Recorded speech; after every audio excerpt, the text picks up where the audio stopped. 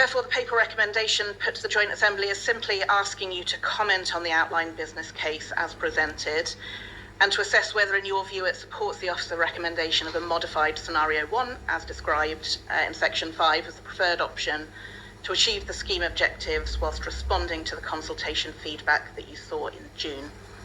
And there's a series of technical reports appended to the paper, the headlines of which are all in the interim outline business case, and a series of technical assessments and papers appended to that.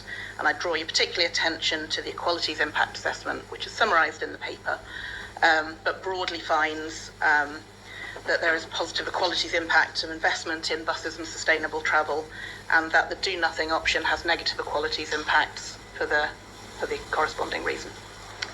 Thank you, Chair. So there you go. That's what Lynn Miles suggests. Now, thank you, Lynn. Over to Tim Bick. STZ, not do nothing.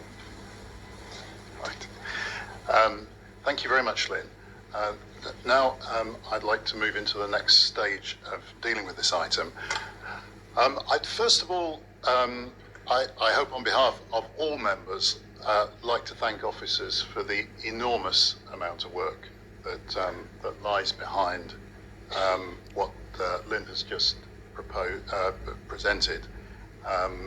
It involves not just Lynn, but many others, and is extraordinarily detailed and goes back over a long period of time. I'd like to take stock of where we are in the overall process. After considering the consultation responses, we as an Assembly had called for an exploration of ways of responding to the concerns that had been expressed by making changes to the original proposals, while still trying to meet our original goals. After discussing the different variables over our last two meetings, we had asked the board to focus on a scheme which brought together elements of what were options 1 and 2. The board supported that, and what officers have brought before us today corresponds broadly to what had been requested. So we're at the stage of the discussion where it will need to be decided what the Assembly and the board are feeling about the results of this period of exploration. Now, it's an important stage of the discussion because we know that significant process on a matter like this is not feasible unless most of us move together in step across the three councils which constitute our I thought you mean all of you, partners, and most also, of you, with the support of our external partners. So normally we would have expected to move straight into a detailed discussion now based on the recommended scheme that Lynn has described. But over the last week, there have been reports from the media and elsewhere that the political landscape around this may have changed. So I think it would be helpful initially if we tried to understand that bigger picture. So before I do anything else, I would intend to go round the room to ask each member of the Assembly whether you have come ready and able to engage in the discussion on the recommendation in the agenda papers, or whether that has changed. And it would be really helpful, as I go around the room, if you spoke primarily to your own situation, not trying to respond to other people's situation. I think that really tackling this question, why would they want to do that? An important precursor to whatever we go and talk about next, because without it, we're going to end up talking at kind of different levels to each other, from each other. Some at levels of detail and questioning, and others are unable or not willing to engage. So I'm going to go around the room I'm sorry, I'm speaking. I'm going around the room. He's referring to Heather. Heather Williams. By council, and then for the external representatives. And I'd like to start by asking I'm sorry, I'm talking, Heather, but I am coming to you first of all. I'm coming to you first of all, Heather, and asking whether you would like to tell us where you currently stand as far as speaking about the detailed proposals, or whether that's something that you would not prefer to do. So why is he going to Heather Trying first? to clarify what you mean by equipped. Surely if we've read the report, then we are equipped. I don't understand what you're seeking to ascertain here. I don't think I referred to the word equipped, but I'm saying ready and willing, willing to talk about the detailed proposal, or whether something's changed and that for you is not possible. So I'm not trying to constrain anyone, but I would like to start with you, Heather, and ask where you currently are on this, please. Well, I do feel equipped to take part in the debate. As we've been told earlier, no decision has yet been taken. The board has not decided. Therefore, it is this Assembly's duty to go through process, because otherwise the board could change their mind come the meeting. They could support it and we would have had no input. And I think that'd be a dereliction of our duty. So yes, I'm happy to discuss this. That is spot on. Exactly as it should be. Thank you very much, Heather. Sticking with the South Cambridgeshire now watch what representatives, happens now. I'd like to go to Paul Beerpark. Thank you, Chair. I think the situation has changed, so I don't feel able to discuss the proposals today, but I would like to make a statement from Councillor Bridget Smith on this topic. Heather's realised she been hasn't invited received the to, memo. and you've just done so, Heather. So please stop interrupting other people and let the councillor I've asked respond. There continue to be some concerns around the proposals to tackle congestion and fund bus services in Greater Cambridge. Further work is urgently required in order to strengthen public support and understanding. This will provide the opportunity to continue work with partners at the CPCA, neighbouring councils and central government on plans for the significant improvements to public transport and active travel that the consultation responses clearly called for. Additionally, the long-term sources of revenue required for sustainable public transport system requires further interrogation to improve public confidence. Now is certainly not the time for inaction. What has been done through the STZ consultation is a very significant step in our collective journey to find a fair and equitable answer to the pressing problems of congestion, air quality, and climate change. We need to continue to work at pace to move forwards to a solution that does not shy from the challenges, but that attracts greater public support. In order to develop this work, we need to fully understand the implications and risks posed by not going ahead with the STZ, so that these can be addressed in the design. So Bridget Smith, The consultation responses have shown us how important who's a bus member of the services executive and how board, many is people feel now let down making a by the lack of presentation government investment in public transport.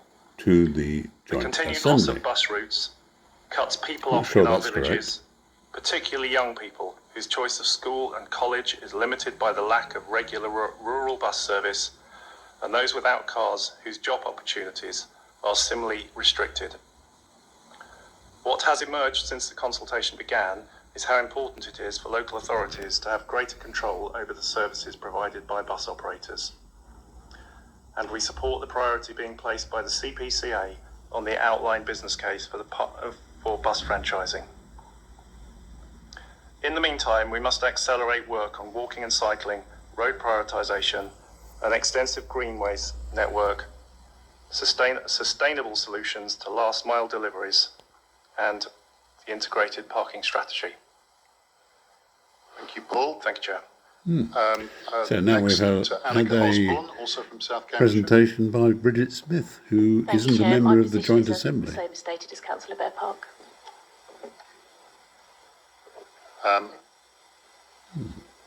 County Council, Graham Wilson. Thank you, Chair. So I represent the Liberal Democrat group along with Claire Daunton. I think officers have done a very good job of listening to and considering all the feedback received from the consultation and polling. If we were to go ahead, option 1A, possibly with some minor changes, is a significant improvement on the option consulted on. However, the Liberal Democrat County Group hasn't yet formed an opinion on the new proposals, but we do already know that the proposals on the sustainable travel zone do not have sufficient political support to pass through their next stages. We need to heed the very clear messages from the consultation on the need for better public transport and work with partners at the Combined Authority, the constituent councils and the government on a long-term vision and stable funding for those urgently needed improvements. I would support what Linda said, and I would like to see the Greater Cambridge Partnership continue very close working with the Combined Authority on bus reform and see further work on what flexibility the GCP has in forward funding improved bus services in anticipation of the Combined Authority taking on a much greater role in the running and management of those services, either via franchising or an enhanced partnership. It's very important that county councillors have the time to properly debate and scrutinise the best way forward in the light of the responses to the public consultation. We will continue to do that conscientiously and in a constructive manner. As a ruling administration, which the Liberal Democrats are part, we remain committed to working together with the Council and with partner organisations to achieve the objective of better public transport in a way that attracts public support. Within this assembly, we are a scrutiny group, not a decision-making group. And based on the feedback I've received, I don't think that today we can recommend any option for a sustainable travel zone. Instead, I'd like officers to spell out clearly the consequences of not proceeding so that the executive board are fully aware when they make their decisions on the way forward. They already did that in the agenda papers, in the agenda pack for this meeting. Graham. Claire So they're Thompson. asking them to do something they've already done. Thank you, Tim. I'd like to start by thanking the officers for their amazing hard work, professionalism and remarkable resilience. We have a brief from the consultation, from the many thousands of people who responded to the consultation, to work on an improvement to public transport. And we must take that as our mandate, and I feel that very strongly as a bus user myself. We asked officers to work up some scenarios, and we're due to have our detailed discussions on this morning. But local political circumstances have, as we heard, indicated that this discussion will probably not make any headway today. I won't make you listen to any more of this, but basically they went all the way around and they all pretty much said the same thing. Members of the GCP and except the Neil CPCA Shaler hadn't received the memo. A better, fairer bus public transport offering for this area.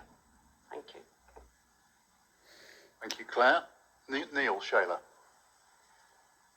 Thank you, Chair. I would also like to thank officers for this latest iteration. The detail is incredible, and I would urge members of the public to go through it. The detail is absolutely incredible. We have. As this is an ongoing process, I am ready to continue to engage and play a role. Thank you very much, Chair. You see, Neil didn't get the memo. Thanks, Neil. He didn't have a Now pre-prepared going to the, statement. City Council, Katie Thornborough, would you like to say?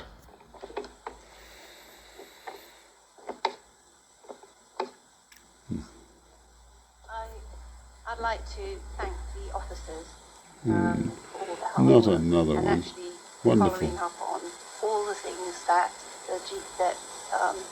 us as members of Anyway, this you get the idea. have asked you over years. I think it's really important that politicians understand the situation that we've got ourselves into and take responsibility. We are collectively part of this. We are asking the officers to do things, and I think it's really unfair that the GCP officers are doing what we collectively have always asked you to do, and you've done it in an extremely professional manner. The outcome is for us to focus on and how we go forward. And we are absolutely committed to proceeding to look for a solution to tackle climate change, to reduce congestion and look for a positive future going forward.